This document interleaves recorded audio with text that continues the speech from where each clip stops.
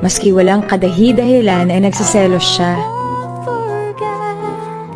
Si Dennis pa ang dahilan. Umuulit lang ang lahat.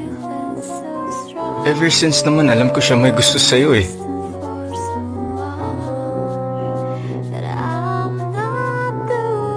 Gabriel, bakit mo ba pinahihirapan yung sarili mo? Wala ka namang dahilan para magselos eh.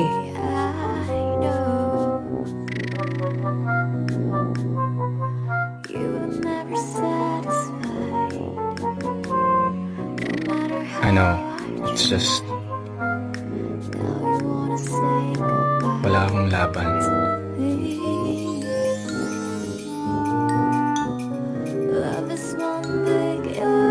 Hindi mo kailangan lumaban.